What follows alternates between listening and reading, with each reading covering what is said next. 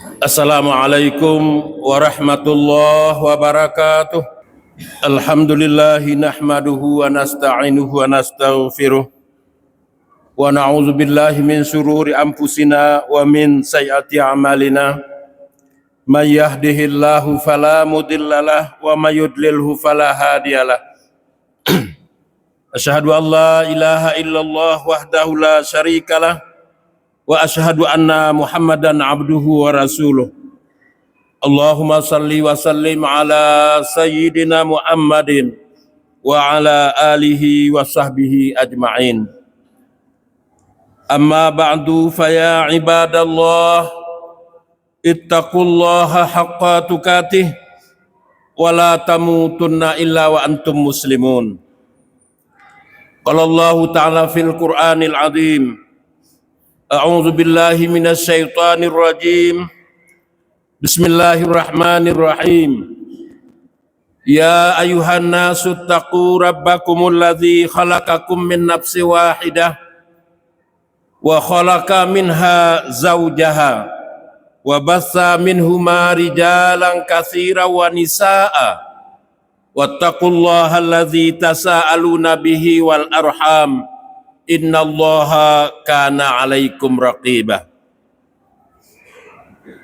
Hadirin sidang Jumat yang mulia, mari kita sama-sama bersyukur memuji Allah Subhanahu wa taala yang telah memberikan berbagai karunia dan nikmat-Nya kepada kita sehingga untuk hari ini kita mampu untuk melaksanakan ibadah kepadanya. Berapa banyak saudara-saudara kita yang saat ini masih berkeliaran di pasar, di kampung, bahkan di kebun-kebun. Padahal Allah Subhanahu wa taala telah menyampaikan untuk hari Jumat ini, ya ayyuhalladzina amanu idza nudiya lis-salati min yaumil jumu'ah fas'au ila dzikrillah wa dzarul bai'.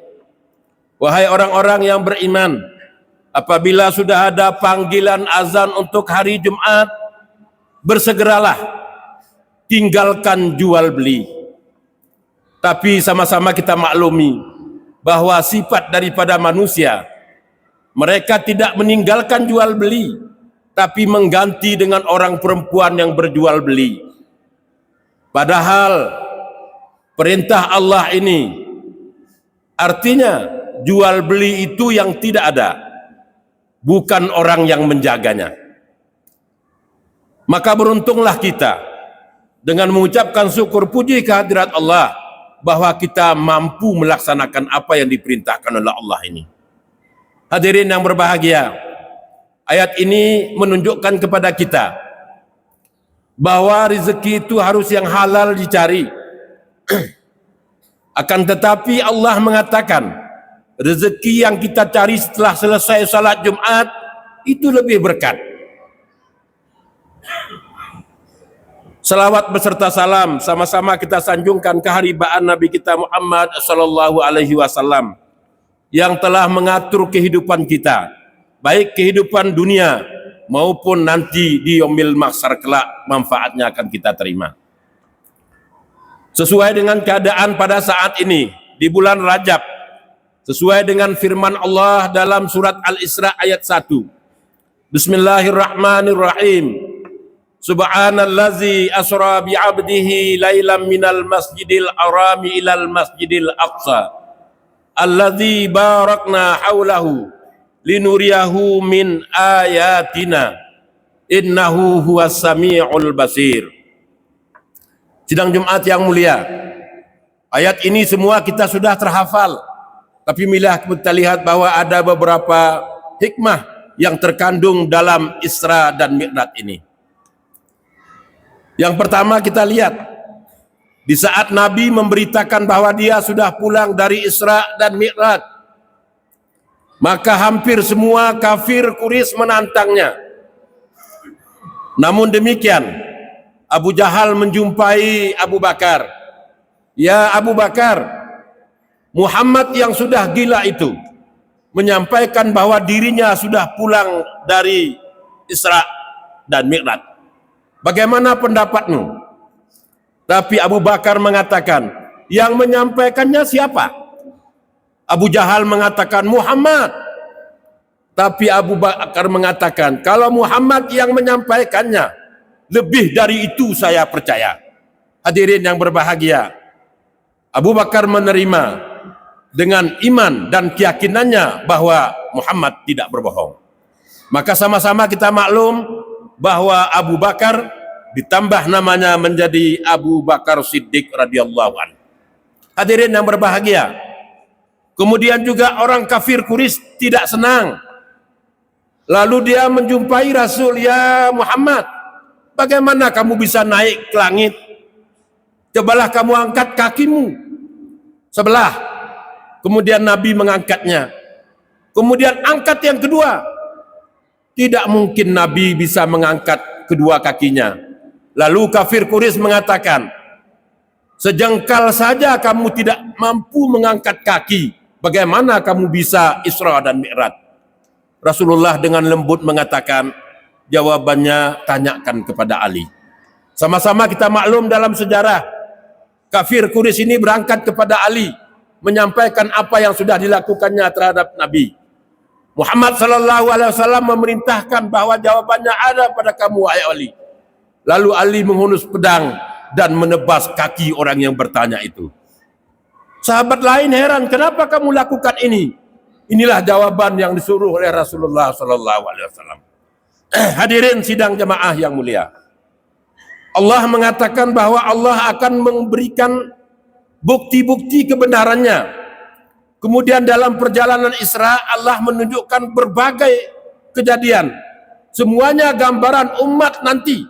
Sebagai contoh misalnya, di saat Nabi Isra, kemudian dipanggil oleh orang laki-laki yang dari sebelah kanan.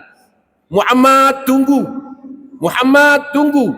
Tapi Nabi tidak menghiraukannya. Dari sebelah kiri juga demikian, Muhammad tunggu, Muhammad tunggu. Tapi juga tidak dihiraukannya.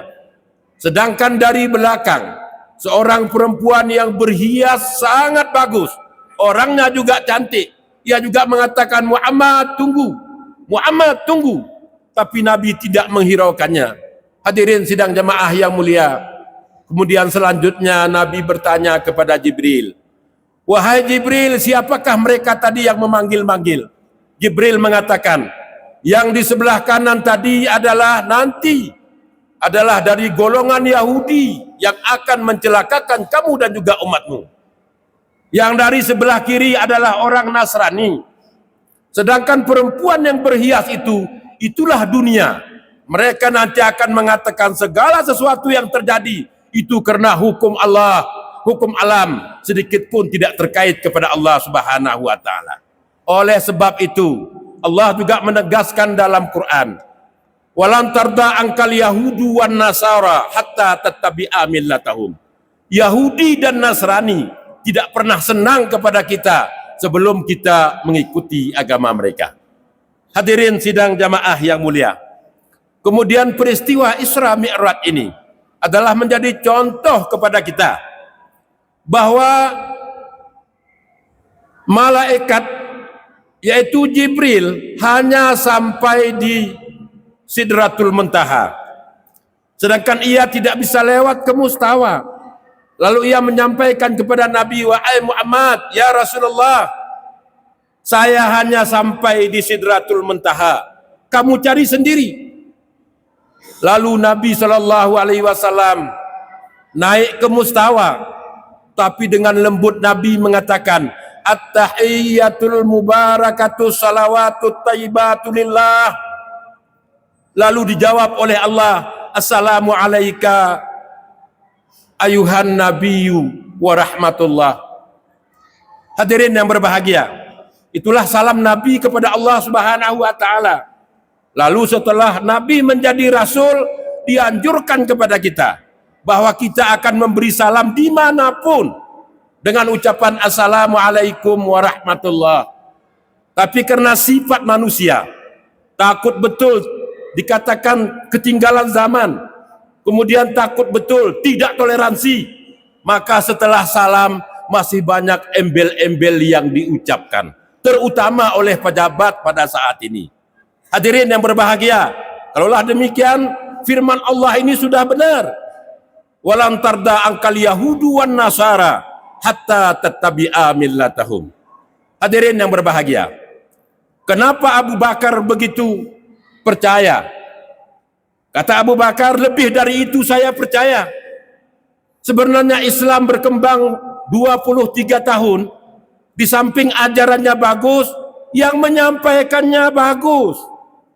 Yang menyampaikan Islam itu adalah Al-Amin, orang yang dapat dipercaya, sehingga apapun yang diucapkannya orang lain terus percaya.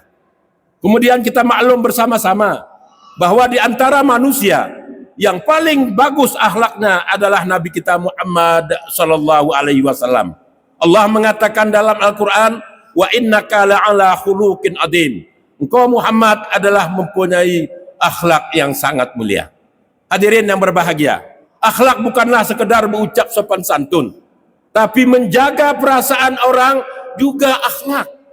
Sebagai contoh, hadis dari Abu Hurairah riwayat Muslim, bahwa Rasulullah beserta sahabat yang berada di Masjid Madinah sedang duduk-duduk, kemudian datang orang miskin, kemudian ia menghadiahkan seutas anggur, kemudian diterima oleh Nabi.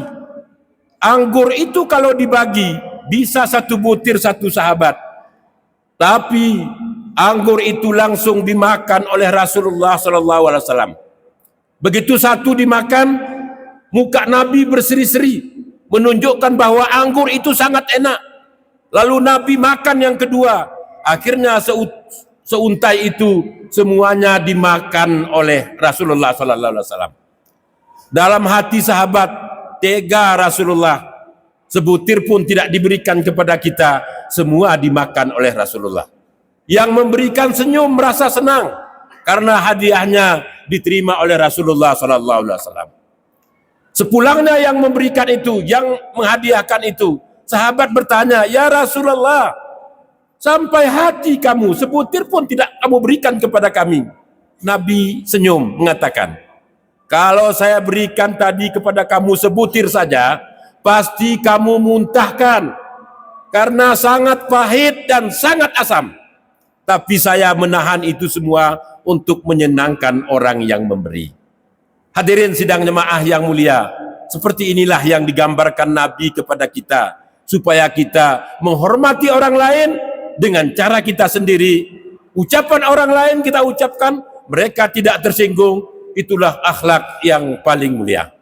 Hadirin sidang jemaah yang mulia, kemudian kita ketahui bersama bahwa semua hukum Allah melalui Jibril, tapi perintah salat Nabi sendiri yang menerimanya. Kemudian kita sama-sama maklum diperintahkan 50 kali, tapi Jibril di saat pagi hari mengatakan, Muhammad jangan gusar, kamu mengerjakan 5 kali sehari semalam, tapi pahalanya seperti 50 kali. Hadirin sidang jamaah yang mulia, oleh sebab itu salat adalah yang paling utama. Amal lain akan belum terlaksana sebelum salat kita lakukan. Contoh saja, apabila meninggalkan salat, setan saja takut. Hadis juga dari Abu Hurairah yang maknanya adalah, pada suatu hari ada seorang pemuda ditemani oleh setan sejak subuh. Setan berteman dengan pemuda ini subuh, tapi pemuda ini tidak mengerjakan salat subuh. Kemudian mereka berteman sampai duhur. Pemuda ini juga tidak mengerjakan salat duhur. Demikian juga asar, begitu juga maghrib, begitu juga isya. Di saat mereka mau tidur, setan mengatakan, saya akan meninggalkanmu. Saya tidak ikut lagi dengan kamu. Pemuda ini bertanya, kenapa? Saya, keturunan saya, satu melakukan kesalahan dikutuk sampai hari kiamat. Kamu saya lihat membangkang Allah di waktu subuh tidak salat. Kemudian juga tidak salat duhur, tidak juga salat asar, tidak maghrib, juga tidak isya. Saya khawatir kalau Allah menurunkan laknatnya bukan saja kepada kamu, saya pun ikut di dalamnya. Hadirin yang berbahagia, kalau mau ikut ketenangan, marilah kita dirikan salat untuk kita dan keluarga. Insya Allah kita aman bahagia dan bahagia juga di akhirat kelak. Barakallahu li wa lakum fil Qur'anil azim wa nafa'ani wa iyyakum bima fihi minal ayati wa zikril hakim. Fastaghfirullah innahu wal ghafurur rahim.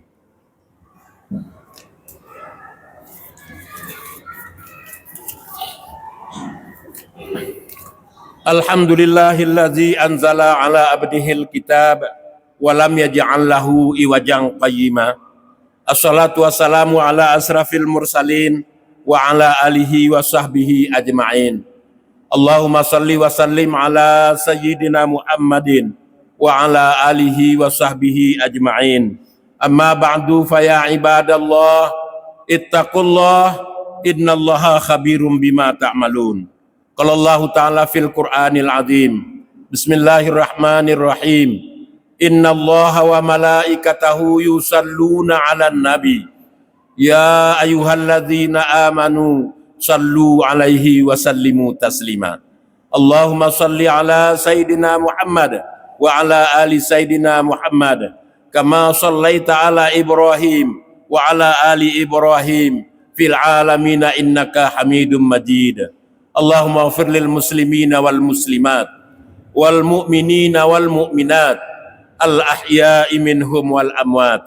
Unsurna ya Allah fa innaka khairun nasirin, warhamna ya Allah fa innaka khairur rahimin, warzuqna ya Allah fa innaka khairur razikin, wahfadna ya Allah fa innaka khairul hafidin. Rabbana atina fid dunya hasanah wa fil akhirati hasanatan wa qina adzabannar. Ibadallah, innallaha ya'muru bil adli wal ihsan wa ita'idzil qurba wa yanha 'anil fakhsha'i wal munkari wal baghi ya'idukum la'allakum tadhakkarun wa la dzikrullahi akbar.